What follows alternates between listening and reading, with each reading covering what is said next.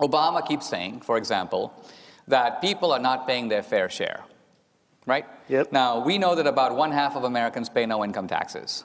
We know that people who are in the top 1% pay about 30% of the federal taxes. People in the top 10% pay about 60% collectively of federal taxes.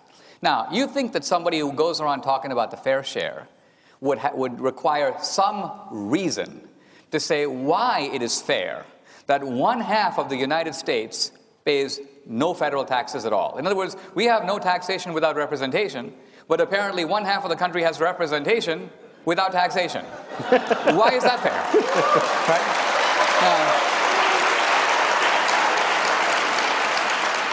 So all I'm saying is never once has the leading apostle of the principle of fair share, Obama, given a single reason to say why this group should pay this much more and this group should pay this much less.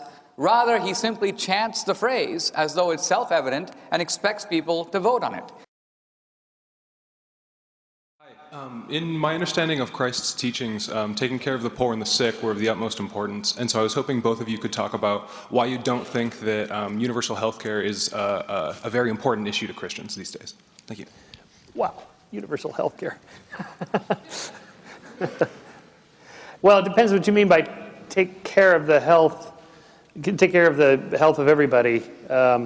Yes, of course, we're all in favor of that. Everybody should have health insurance. Insurance goes back centuries, the idea. It's a great idea. The question is, who should pay for it? How should this be paid for? What's the most efficient way to make sure everybody gets that coverage? And that's just, I think that's more of a political issue than a Christian religion moral issue. Yeah, I think there's also the question of, I think the question is often ignored in these contexts is that whenever the government is involved, there's an element of compulsion. Yes. And the effect of compulsion is always to strip the virtue out of a transaction.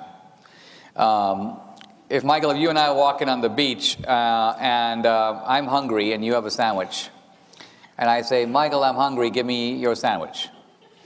And you say, yes, here it is. I say, thank you. Now, that's a moral transaction. You feel good about having done something good. I feel a sense of obligation. Maybe someday, if I'm doing well, I'll share my sandwich with somebody else. But now here's a third situation. You and I are walking on that same riverbank. I'm hungry. You have a sandwich. And here comes Obama on a horse. He gets off the horse, puts the gun to your head, and says, Michael, turn over the sandwich to Dinesh. And so you do. And then he puts his gun back and he drives away. Now, the outcome is the same. I mean, I have the sandwich. But the moral content of that transaction is completely different. You deserve no moral credit. You didn't give willingly. I don't even feel a sense of gratitude. I feel a sense of entitlement. I feel that you actually owe me 7 sandwiches, but you only gave me 1. So you can see how the whole thing is confused when you bring in the element of coercion. Indeed.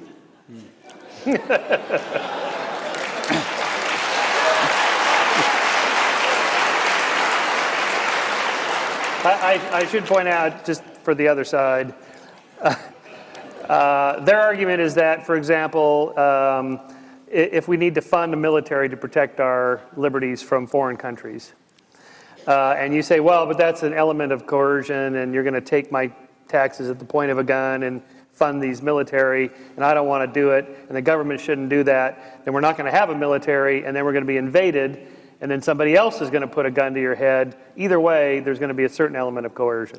But even that doesn't fully work because the military does protect you and me both, whereas the taking of the sandwich to you, from you to me, hurts you and benefits me. So my point is any government that robs Peter to pay Paul can obviously keep counting on Paul's support. Yes. That's the problem. Okay, let's move to the next question. Mr. D'Souza, you began with humans are bent or inherently morally imperfect. In the sandwich reference, you presumably believe that Obama should not hold the metaphorical gun to Sherman's head, that he will share that sandwich freely. If humans are not inherently moral, how is this a valid expectation, and why should Obama not hold the gun to Sherman's head, so to speak?